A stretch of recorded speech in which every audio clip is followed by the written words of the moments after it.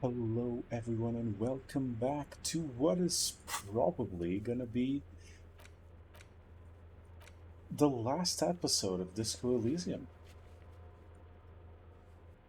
Does feel like we are getting very close to the end. So, let's get our ass over to the mainland, shall we? The dry grass crackles under your feet as you stop. Far away, birds' wings touch the still surface of the sea. The flock of quail departs, now more than 100 meters away, 102, 105. On the islet, there is almost no wind, just the light movement of air through the reeds. Bulrushes swaying on the waterline, long dried leaves chafing against each other, like a silent orchestra tuning at the beginning of some major work. Why does perception. Why is perception talking like shivers now? Of great importance to the few who attend.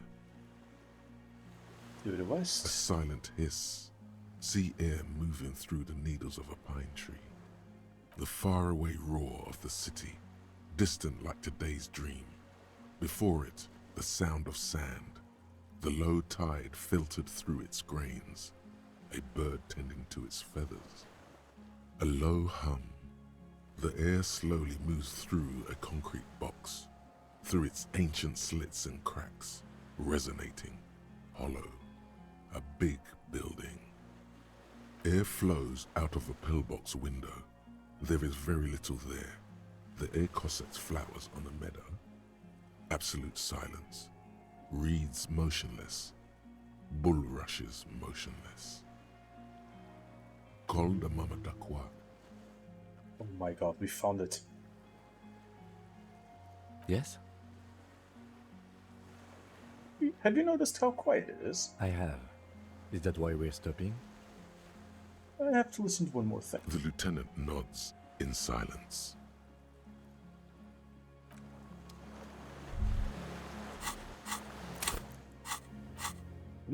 Didn't we have a quest for that? Huh, strange.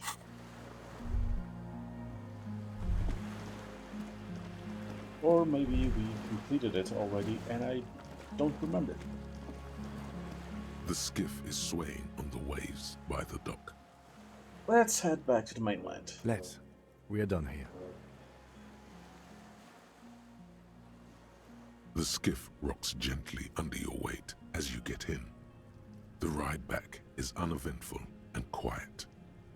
But for the sound of conversation on the water, there is someone inland waiting for you. Two men and a woman stand on the concrete square of a nameless village, looking at a small yellow boat as it draws closer. The sea is calm. You reach the jetty and climb out of the skiff.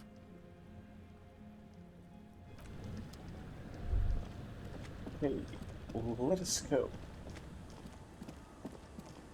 Look what the tide brought him. Feeling a little ambushed here, boys. I want to call you a teapot, but I'm honestly kind of impressed. No idea where you got all that gear, but there's no doubt in my mind that some bad people are looking for it. Also, you look like a fucking idiot. Thank you. Whatever this is, it is completely unimportant compared to what you've just seen. This is the man with sunglasses from the Whirling in Rags. But where are his sunglasses?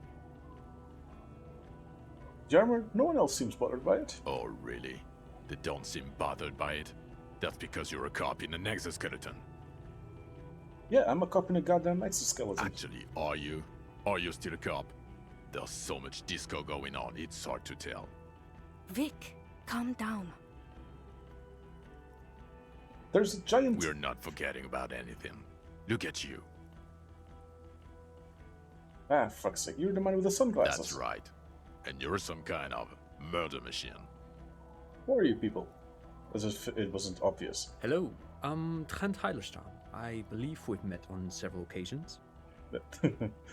Great. I'm your goddamn partner, Jean-Vicomar, and this is your special task force. or what's left of it. Special Consultant Trond Heidelstam, Patrol Officer Judith Minot. I run a task force?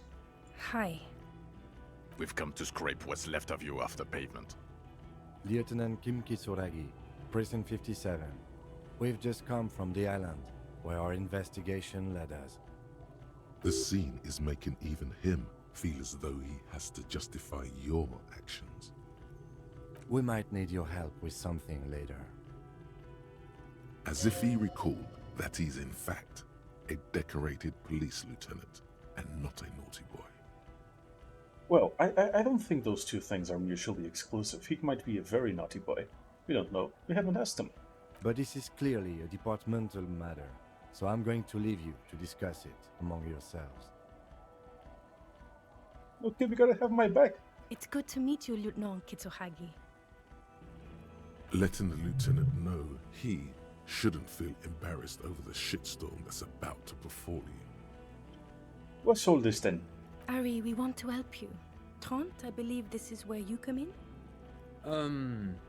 I don't quite know what I'm doing here. I was asked to participate as an expert. I think I need to manage your expectations a little. I'm at best an enthusiast in cognitive science. Is this an intervention? But I'm mostly clean. I solved the case. My background is in something else entirely. I engage in neurology on a merely theoretical level. In fact, I should probably get going. No, Trant, it's too late. You're part of this shit now. What have you got to say for yourself, shit kid? What does he have to say for himself? He left you to catch the bullets. Shit kid. What an interesting moniker. What's a shit kid? You. Shit kid? That's you. Despite all that you've done, the deserter, the phasmid, the case, Yeah, despite all I've done? No, because of all that you've done. Oh, okay, that makes more sense. That totally tracks. I'm sorry. How'd you know I was here? The cafeteria manager you fucked over told us where you went.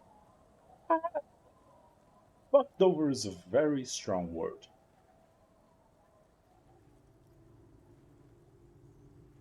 You betrayed me for the last time. I saved this establishment and still he betrays me. Strange. He didn't mention that. In fact, the establishment didn't look saved at all. There was a giant aerograffito in front of the building. It was on fire. Yeah, I lit it on fire. It was a poetic gesture. It looked cool as fuck. I knew it. Didn't I tell you, Trant? I told you it was our shit kid. The line is from Lu Jiatun's Mirova 82, isn't it? About girl-child communism, the titular returning character to ghostly apparition of... Good choice, Harry. Thank you, Trent. See, someone appreciates my genius. he is correct. It was the Seraïs poet Lu Jiatun who, in the 50s of the last century, composed her. Don't encourage him, Trant. Okay. You're not a man with the sunglasses at all. You're not even blonde. Guilty as charged. I heard you'd lost your mind and your memory. I wanted to see if it was true. And it was. Good work, Harry. You're insane now. There's one less person for me and everyone else to rely on. He was too sarcastic for you to realize who he was. Yeah, maybe if I hadn't been so sarcastic, I would have realized I knew you. I'm clinically depressed, Harry. Sorry if I wasn't in the mood to batter you up after you told us to fuck off. Aren't we all? I suspected something was off. Did you? Or did you literally not recognize my face? We've been partners for how long, Harry? Don't answer that. You don't remember. Absolutely no idea. 100 years? Judging by the familiarity you feel toward him, 2 years minimum? Or maybe a short but close stint on the task force. You never told me you're not the horse-faced woman. Okay, this... I gotta know. You never told me you were... This is gonna go bad, isn't it? You never told me you were not the horse-faced woman. Lieutenant, my name is not Horse-Faced Woman. It's Judith Minot. I was assigned to your unit 2 months ago. I thought we were friends. We are friends. I just have a stupid head. Okay. Because you're my commanding officer, I really want to respect you. I want us to have a normal relationship. That will never happen, Jude. He's the rudest man on earth. He's the reason why the rest of us have to take sensitivity training. And I hate sensitivity training.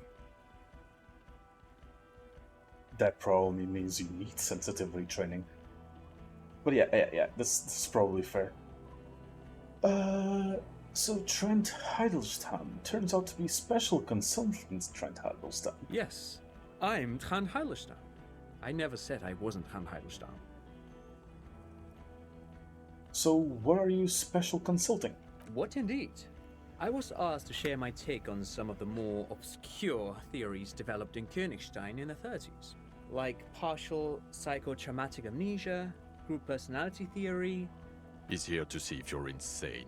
He is smart. Let's move on. Duped again. No one is who they say they are. Duped? Hey, here's a brilliant idea. Don't be a morbid drunk and you won't be duped so easily. I mean, Gardener, scab leader, this. Tell me at least you are who you say you were.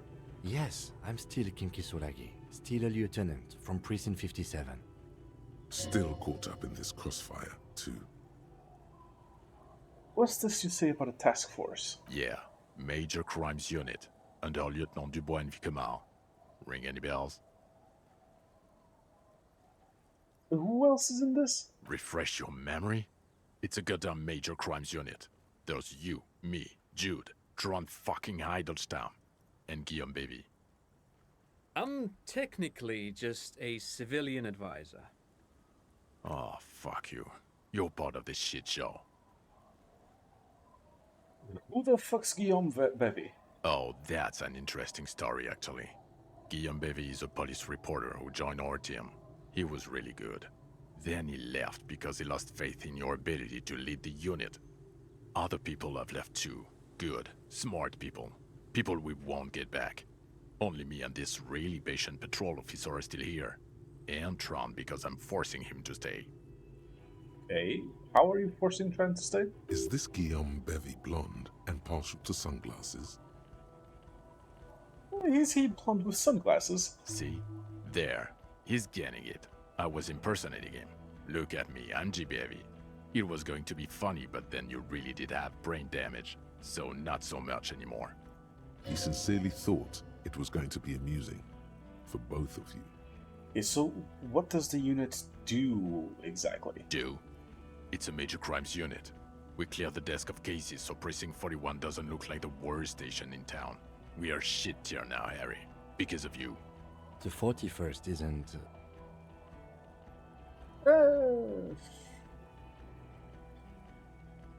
Where have you been all this time? There's a mercenary tribunal. God damn it, Harry. You told us to fuck off. You said we're cramping your style. Your detective god. Fuck everything. All will burn. Detect or die. Yeah, that does sound like me.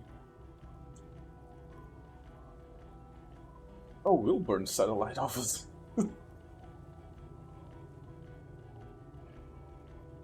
Why would you leave a literal police god? You were crying hysterically. You were drunk, breaking things, being emotionally abusive. You said we were going into the abyss. That tracks. That does sound like me again. None of us wanted to see the abyss. So we fucked off. Like you told us to. Yeah, not ringing any bells. The bells aren't ringing because you have brain damage. Detective God. Trant, this is where you come in. How bad is it? Well, he doesn't have visible tremors, he talks without slurring, he can drive a boat, he's standing, reasoning. All good signs, but complete retrograde amnesia, episodic and semantic. Meaning, you forgot both who you are and the definitions of money, Isola, Pell, and so on. As displayed in the station call, our interactions with him, and I don't want to be a snitch, but also mine with him before when Harry did not seem to know who I was. It's all very interesting. Interesting? Yes, interesting. I have my theories, but I would like to hear Harry's thoughts first. Harry, what do you think happened to you? neurologically, psychologically, and why not socioeconomically? You think I'm so poor I lost my memory? Not when you phrase it like that. But I don't think critical theory. I know everyone thinks this is far-fetched pink academia, but still, I don't think it should be off the table here. What? He lost his memory because of capitalism? That makes sense. Yes, I'm going with that one.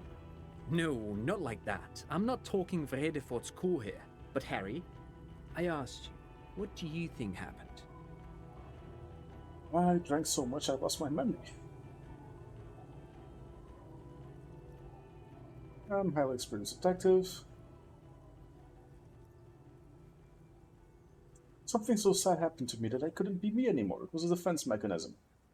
Capitalism. Capitalism fucked me. Trent is... I'm torn. Huh. It was a defense mechanism. Psychotraumatic amnesia, Trant? I can go for that. Shit kid is a broken man. Always has been. Who isn't? I know I am. But you know what? I keep my shit together. Also, I know a person can't wipe their own mind, however traumatic it gets. That doesn't happen. You're lying, or insane, or both. But Detective Vigmer, he has blanked out before. I have? Yes, a couple of times. After some of the more serious benders. One was after the two drunks case, the other when we looked into that mural. So you don't remember not remembering. Beautiful. What mural? The two cases in your ledger. The unsolvable case and the next world mural. Those were recent. Those cases were hard on you. Interesting. So at first he dipped his toes into it, prepared. That's where he would have gotten the idea, yes. Practice. And then he used alcohol to get there, so to speak. What do you mean? Well, here's my theory. What if this is an absolutely normal reaction to the world we're living in? What if this is not a significant anomaly at all? Something to be explained, approached as a defect? Look at the sensory input here. Look at the ruins, the neon. Listen to the radio, the multitudes, the people. Live here for 40 years. As a police detective, he's like a magnetic reader on the world tape, to borrow a known metaphor. Harry's been pushed flat against it. Total input. Hardwired to the free market. He just needed for it to end. Don't we all need for the free market to end? Okay, Trent, thank you. That's absolutely meaningless. I'm glad we brought you. Will he or will he not be able to work in the major crimes unit? Is he a crétin now? I want to know that. Oh, I've always been a crétin. But yeah, Trent is making a lot of sense. I like what he's saying. Let's go with that one. He's not a cretin, and he is able to do work. If not in his previous leadership role, then as a line detective. All of you, I don't want to be in your unit. I'm too far gone for work. I'm ready to lead again. No one even mentioned that. I misphrased my question. It should have been, is he able to put his clothes on and use the body? Or do we need to get him on a disability pension? They can keep that pension. You're rock solid. You can put your clothes on hard. Okay, I can. What now? Now nothing. Now we're just going to stand here. Really? No. Now we discuss that. What the fuck did you do to a motor carriage? Why is it there, Harry? In the ocean?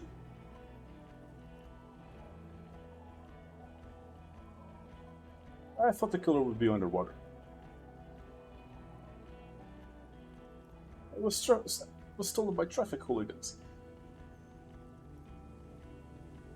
No. Pretend I don't know shit. That always works. Yes, in the ocean, under the sea. Our work vehicle, with fish and clams and other sea shit. Stolen by traffic hooligans. Oh, well, if it wasn't you, then it's okay. You only let someone steal a 45,000 real police vehicle, drive it into the sea, and then just left it there. For the record, you pressured us into getting it. It'll be cool, Jean. We'll have wheels, rapid response. I was fine being an equestrian cop. I hope you're fine driving a bicycle. Don't answer that. Your badge, Harry. Show me your badge. Fuck you, I actually have my badge. It's right here. In a rush to demonstrate your badge, your eager fingers can't sustain a grip on the smooth plastic, and Fuck. the badge slips out of your hand. Damn it. God damn it. You juggle the badge for a second, unsuccessfully, and it lands on the ground, some 2 meters away. Ouch! You strained your elbow trying to catch that stupid For fuck's thing. sake. Damn it. He found it. He found it, Jean. It's his badge. And your gun? As if having your badge and gun are natural states, not achievements. Yeah, I'm very proud of these achievements. What is it with all these material objects? Yeah, gun.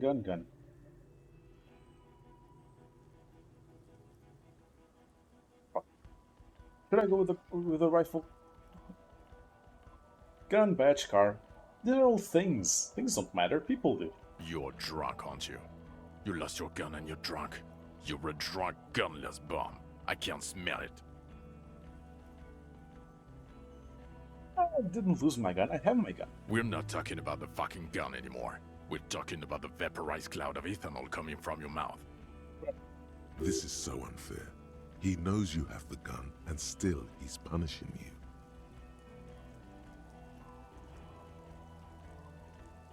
Drunk? Haven't started drinking again. Ah, that's not true. I had to pass some some physical tests. I did drink. Doesn't even matter that I found my gun. You were never supposed to lose it in the first place. Not lost is your gun's natural state, you drunk bum. So what? I've had a little drink. A little drink? You smell like a corpse. I'm downwind and I can barely breathe. You smell like shit. Okay, but that has nothing to do with my drinking. You let a suspect escape, Harry. Glacier something. Because you were too drunk to assess a flight risk. Turns out she didn't do it, so everything's fine, right? We've read the reports. Lieutenant Kitsuhagi's. We know. She was a spy.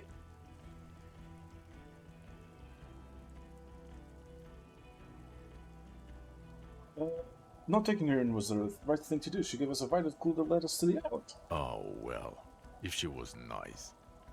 I'm not even gonna get into the other suspect. The one who shot herself. In the head. Not my fault. Or the fact that you very likely sold your gun for booze. That's peanuts. That's nothing. That's a humorous anecdote. Probably my fault. Compared to the 8 people who were gunned down, the streets are literally red with blood, Harry. It was fucking mass murder. Only partially my fault. He did everything he could. We did everything we could. The company hired and vetted mercenaries. Lieutenant Dubois got between them and the locals. He did so at considerable risk to his own life. He was shot and survived only because of his armor. We stopped an execution, not a negotiation. The loss of life was minimal compared to what it could have been. Yeah, it was a massacre. Where the fuck were you? Don't make this harder for yourself. Thank you for the input, Lieutenant Kitsuragi. I didn't mean to suggest you didn't handle the situation. He thinks of apologizing, but decides against it. You've spent the week with him on this case. What is your take? On the case? Come on, Kim.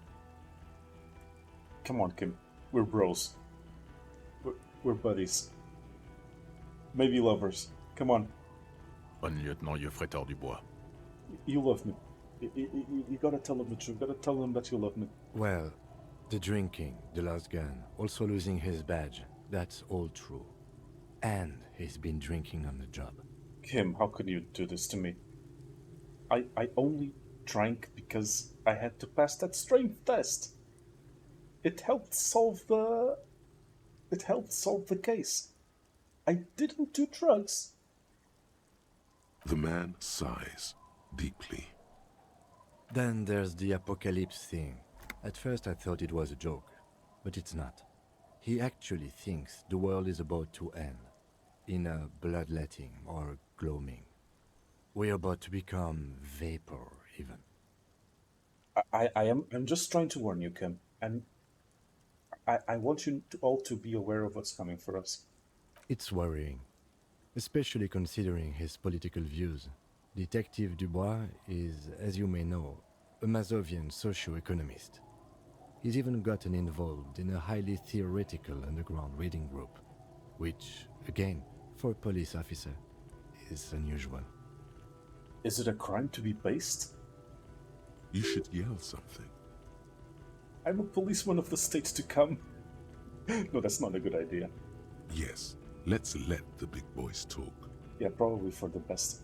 And then there's the motor carriage in the sea, and the constant smoking everywhere, all the time. But despite all this, he is a great detective, one of the best I have seen, in fact. He can talk human beings into telling him everything, and he doesn't stop. In all the time I've spent with him, he has not once stopped pursuing leads, however far-fetched and tangential. He is tireless, madly driven. Thank you, Kim. Well, except that one time when he stopped to sing karaoke, which, by the way, I have to disagree with you, Mr. Vicmar, was a valiant effort. He really sang his heart out. Well, Kim, I disagree with you that it was a waste of time, but thank you for your compliment. Okay, he did something. Other than that one time, he has tirelessly worked on the case, and he solved it. We have a confession, a murder weapon, and the perpetrator, locked on the island right now, awaiting transportation. He apprehended a revolutionary brigade who stayed hidden for 50 years, ever since the revolution, who's probably committed other murders over those years. Oh, and he also discovered a new species. Goddamn right I did. A new species? A colossal stick insect. It was on the island, camouflaged as the reeds. It unfolded from the reeds. I think we may be dealing with the Insulindian phasmid. He takes out the photo and shows it to the officers across the yard. Rain comes down. He covers the glossy photo of the phasmid with his hand. You hear gasps beneath the howling of the wind. Yeah, who's the fucking crazy cop now? I found a fucking cryptid.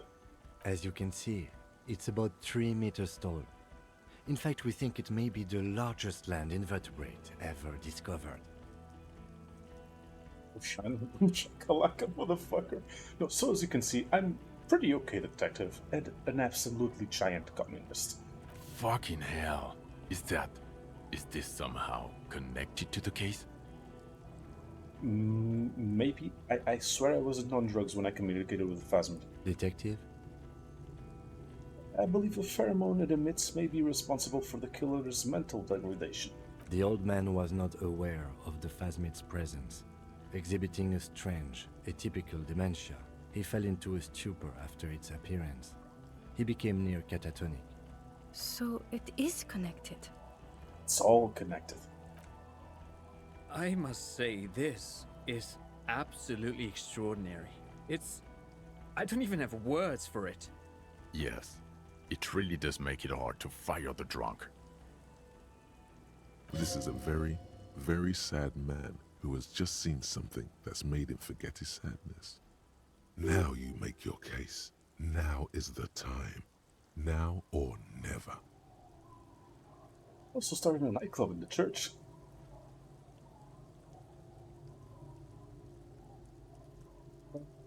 So that man on the boardwalk, missing persons. Okay, let's start with the important. The previous head of the Bardos Union was assassinated by our killer. This is a conversation for when we are no longer out in the open, in Martinez, where Evrard and Edgar Clare have ears everywhere. And eyes, too. Your return from the island must not have gone unnoticed. Understood, of course. But a case against Everard would be big. I would prefer not to partake in anything union-related, for political neutrality. But Everett was good for us. We can't take down the Union. This has to be good stuff for him to backpedal out of it at first mention. Mr. Everard helped me find my gun. And we can't be bad for him. Dead man on the boardwalk. I found him. Missing persons. Yes, yes. Fallen through a gap in a boardwalk. Drunk. How'd you know I found him? The body was transported to Precinct 41, our morgue. I had Tilbrook and Mullins take care of funeral arrangements and family stuff. Thank you, Judith. You're not the only cop in the world, Harry. This all comes back to us. Still, good work with the missing person, Detective. It's still a point for you. No denying it.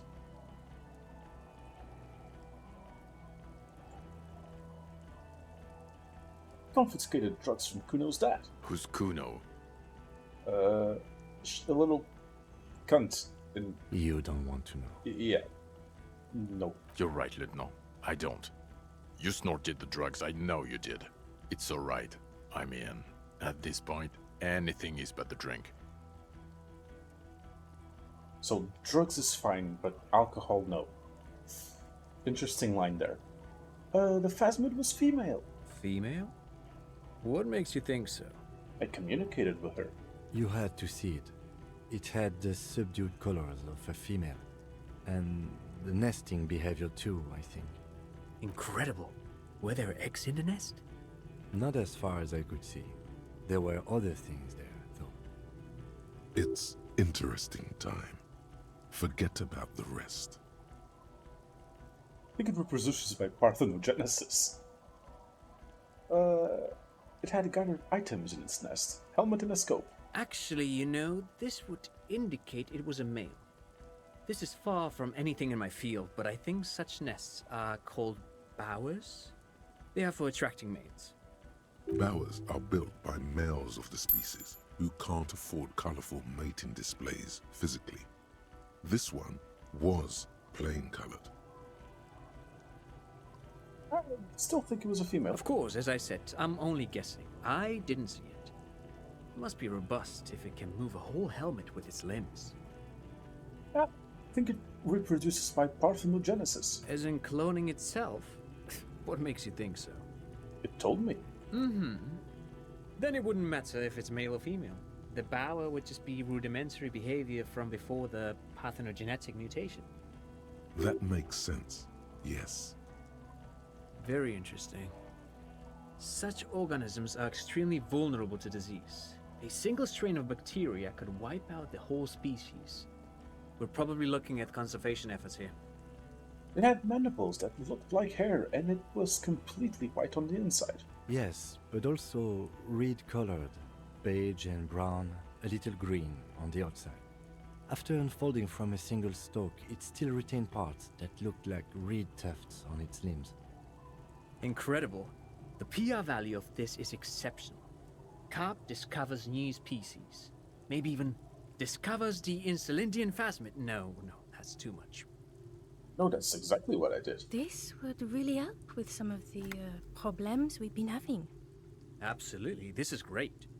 This does not say vigilante murderers to me at all. This says science, news, human interest. You know, it's a really good thing you have that photo. Without it, You're doing good here. Perhaps only for a moment, but still. Thank you. Quit will start. while you're ahead, or no. We have a strong motive for the killer. Lilianovich. A revolutionary matronym. Revolutionary matronym? The custom started in Grad, where they have patronyms. Krasovich, Lasovich, etc. The revolutionaries saw this as a chauvinist atavism, so they used matronyms, derived from the mother's name instead. That's pretty cool, actually. This man's mother was Lilian. His Lilian's son, Lilianovich. The custom was overturned after the revolution failed, but not before it made it to Revachol. So, it is what a soldier of the ICM would be called. thank you, Trant. Thank you for that piece of cultural theory. You said you have a motive? Of course, excuse me, I just thought it was noteworthy. It was, Tran, thank you. Thank you for your insight. He wasn't quite sure about the straggler before he heard this detail. It must have convinced him. I mean, it's all three, really. He was hoping to start a war between the company and the union. And it worked? He got a war going? Yes, until we stopped it. He saw the mercenary as an ennemi combattant. There's plenty for prosecution to pick from, as far as motive is concerned. Also, we have ballistics from the gun, matching the bullet found in the dead mercenary's head, and 2 officers on the scene that Mr. Dross confessed to. It's a clean win. Oh, it's way more than that. It's a perfect folding mechanism, like the Phasmid. I'll win her back with this? No. It's my masterpiece. They'll teach this in cop school.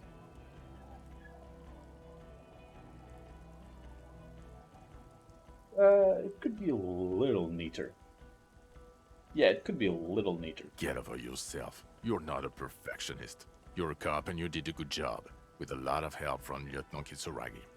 And none of this can hide the smell of booze on the wind.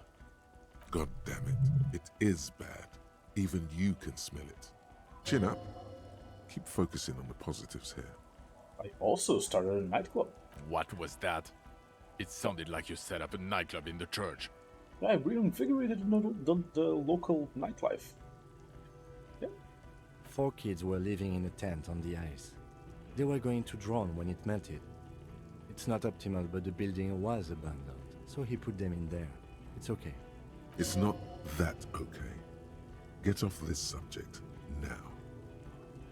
And I also solved the mystery of the doomed commercial area. It was capitalism. I don't know what a doomed commercial area is. Rue de Saint-Nonce 10. Commercial building where all businesses go bankrupt. Why? That's not what you were supposed to do here. There was a fridge we needed and a possible witness. He was just chasing a lead and ended up advising a local shopkeeper. It was okay. Of course. Call it community outreach, right? Of course. Dodged the bullet there. For a moment it seemed like you were just wasting time. So you want to take this hot shit back? I don't want to, but you discovered a new species and solved the murder. So I have to. Jude? Honestly, anything that ends this trial is okay with me. People seem to like having trials while standing in squares in this place. Agreed. The public relations potential of this is too valuable to let go. Okay. We have vehicles in the square, and the perpetrator needs to be taken into custody. Let's go. I have a few questions. Who the fuck am I? The man looks westward, impatiently, jingling his car keys in his pocket. Who am I? Who are you? You're a gym teacher, Harry. I'm a what? Well, obviously you're not a gym teacher anymore, but... Wait, I was actually a gym teacher? Before you were a cop, you were a gym teacher in Coron. It's getting really cold outside. Should we maybe... Huh, that explains a lot. Harry, it explains everything. The running around, the jumping, the bicep girth, your inexplicable facial hair. I mean, that does make a lot more sense. The collection of found sportswear I've amassed. Some of your more old-school wording choices. Your posture, even. The constant stretches. Also, this guy. Just everything about this guy. Oh god, contact Mike. Of course. Contact Mike. He's been on about Mike again. I hate that guy. Contact Mike is a reprise of my most inspiring basic sporting principle of open competition. When was I a gym teacher? In your 20s or late 20s. You've really let yourself go since then. You said in Quran. Was I a gym teacher there? Yes, you taught gym in Cool. I believe that's the term. Taught gym at a high school. You were a high school gym teacher. The smell of sweat and glue. The worn floorboards.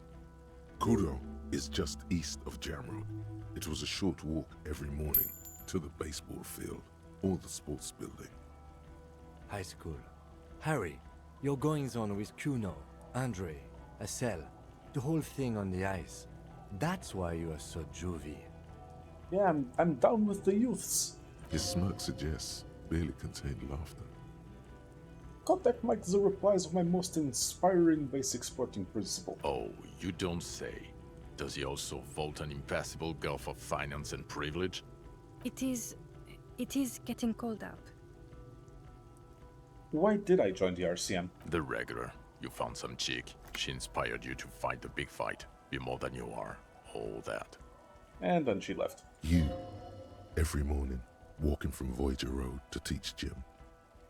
She, leaving for the academy with her spring coat on. The air filled with the smell of smoke and raspberries and incredible hope. An ocean full of hope. I knew it. I knew no normal human being can run like that. He's an honest-to-God gym teacher. I love how it implies that gym teachers are not normal human beings. Why am I like this? It's not a mystery. Some chick fucked you over. Also, you were drunk. That makes sense. You really went with it too. Really maximized the damage. Who fucked me over? Dora something. Dora Ingerland. Yeah, you mentioned her name. Not Dora Dubois. Dora Ingerland? So we weren't even married. No one is married anymore. This is Revachol. When was this? God, I don't know. 6 years ago? She was way before my time. 6 years and you haven't gotten over it. What the hell is wrong with you? 6 years? Yeah. Or 7. You're not doing too good there. It's an old man thing. 2 old years equals 1 normal year. That and Dora Engelund really tore you a new one. A big one. Who was she? Incredibly bangable. Are you seriously using this moment to assert male privilege? He is very passionate about this. Okay, you're right. She was extremely fuckable, Harry. Gorgeous. A gorgeous bourgeois woman. Way fish. Like a Welkin, basically. Who the fuck talks like this? Snow Welkin. Blonde Welkin. Little ball of fur. Happy Welkin. No, don't sing the Friends song. No. Pain Welkin. I've only seen a picture, but it's obvious you formed a real spiritual connection with how pretty she was.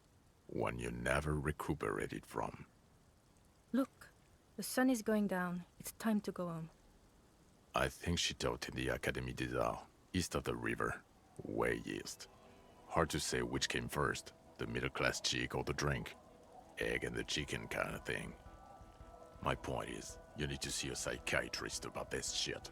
Not a psychologist. Several degrees harder. Is there something harder than a psychiatrist? A forensic psychiatrist? Go talk to that. It's probably for the best. In other words, he's heard enough about this. Am I a dirty cop working for La Puta Madre? No. No, because the suspects seem to think... You're too unstable to work for a mob boss. You're suicidal, Harry. No mob boss would take you. It makes sense. I assure you, I wouldn't consult for a corrupt unit. Only one led by an imbecile. He would immediately backpedal out of it. I told you it's not that bad. What kind of station is Precinct 41? Us? We're the bloody murder station, haven't you heard?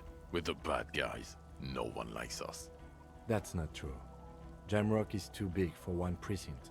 You are just understaffed, and everyone respects the 41st. You have Captain Price. Thank you, Lieutenant. You're being kind. It is an understaffed station and the district is too big, which is why we need to... Get back to it. We left Torson and McLean to run the Sea Wing. It's not good. Thorson and McLean? Mac the Torso Torson and Chester McLean. They're not fit to run a wing. Believe me. Things are shaky as it is. They are damn iconic though, Torson and McLean. Iconic duo, I take it. Yeah, not like us. Two clinically depressed old men. Where's the contrast here? We are garbage. And the Sea Wing is... God. There are 4 wings, Harry. A, B, C, and D. We're in C. It's made of losers and clock punchers. You and I reconceptualized it as a task force. It was a mistake. Wings of what? There's also a lot of outside help involved, not only me. Other losers too. He's anything but a loser, although he would like to be seen as one. It's cooler that way. And prices? Ptolemy Price? He's the son of the old Price, one of the founders of the RCM. He's one of the most highly regarded men in the force. You're lucky. Somewhere under the curved roof of a former silk factory, shaped like a ladybird with 2 chimneys, Police Captain Ptolemy Price sits behind a heavy wooden desk. Resident medic Nix Gottlieb pours him coffee. It's silent in the captain's office. They speak of change, the city, the tension on the streets. They speak of the events of April and the blood on the streets in May. Did we recently shoot up a church by any chance? So he remembers that. Yes, there may have been a raid on some churches. It wasn't good press. Shooting up churches never is. I was out of town, to be clear. What happened? Our enemies were hiding in a church, to the best of our information. That's it. I'm not talking about this anymore. Your security clearance is shit tier right now. You have to wait for it to go up. He means it. The RCM and its enemies will not be discussed on this coast. Your clearance will not go up while you're within earshot of the Union headquarters. So I work in the bloody murder station. Okay, it's not the bloody murder station. It's an old converted silk mill with green desk lamps and a coffee corner. A lot of good people work there, hard, every day. Jamrock is the largest ghetto in Rivershoal. Faubourg, technically, but it's divided into 11 districts. Jamrock only has us. The press will blow over. Jamrock is lucky to have you, and it's often considered to be the greatest of the districts. You're lucky to have it. Thank you again, Lieutenant. I need to tell Lena about the Yes, I do need to tell Lena about the Phasmid. Who is Lena? She lives at 1113 Tabernacle Road in Jamrock, remember? The cryptozoologist who lives in Tabernacle Road. Tabernacle? It's on the way over. Near where you live on Perdition. Fine, if we're gonna drop you off anyway. She and her husband were conducting the search for the Phasmid. It's their discovery, in part. They should know as soon as possible. It would do you good to deliver some positive news for a change. She is going to be over the moon. Kim, what will you do now? Well, first I will go back to my station and write the most detailed report anyone has ever seen. It will have to be good to cover all these. Then I will have a serious talk with my captain. About? Detective, we just stopped a small-scale war. Something is happening to Revachol. I don't know what yet, but it's going to be a hard spring for the RCM. We need to get ready, infiltrate, investigate. Want to join my task force? Talk to Captain Price? I'd rather not ruffle the feathers of 2 captains with my doom-mongering. No, I meant join 41. Work with Price? I'm flattered, but I don't know if I... Would fit him. And crazy enough. Can take the stress. He doesn't know how to finish the sentence. This truly came as a surprise to him. Not a bad one, but he's at a loss. Come on, Kim, come with me. Flattered? You're Lieutenant Kitsuragi. We would be flattered if you even considered. I would have to tie things up in GRIH first. But, I mean, whatever is coming, Jamrock will be more central to it than the harbor. And we also have a huge caseload, Lieutenant. Piles that we need to get back to. Mountains, even. I do like the sound of that. I got an achievement for recruiting Kim. Amazing. He's really considering it. Okay, I'm ready. Good. Fuck it, let's go. Tron brought his motor carriage. It's a 20-minute drive to Jamrock. Under the evening sky, the great district turns on its lights. A chessboard of wooden houses, 80,000 living souls inside. Fire traps as far as the eye can see, from Main Street to Precinct 41 atop the motorway, to Boogie Street disappearing into the rain on the horizon. You close your eyes and hear the dogs bark. A lone woman sits by a factory window, dreaming of meteorite strikes.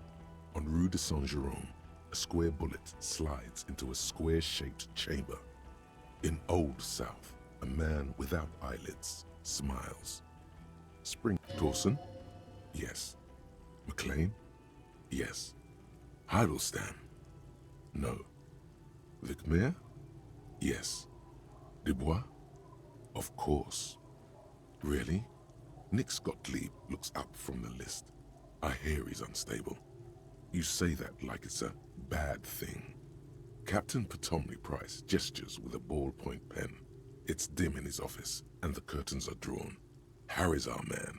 He'll pull through. When he does, he'll side with the people. Understood.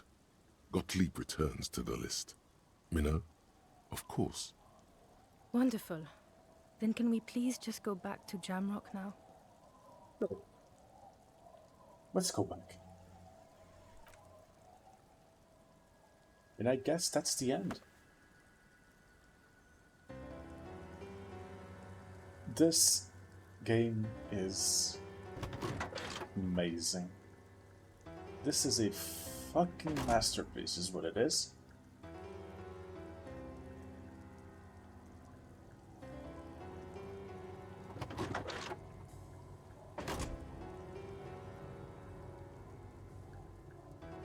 Oh. Plug it out. Okay, that back seat looks pretty cramped for 3 people. Especially when one stinks as much as I probably do.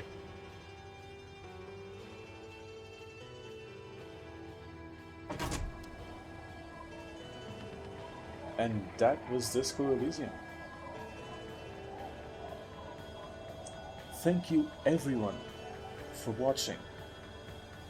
This has been an amazing series. This game is incredible. There's no words. Thank you all very much for watching.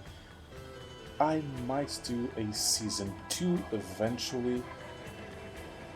Same thing with Suzerain. I might return to it and do a season 2, do a different playthrough. Let me know in the comments what you'd like to see in case that happens. Thank you again. For the 3rd time, thank you very much for watching. As always, I have been Paul. Please leave a like, comment and subscribe. I will see you all next time.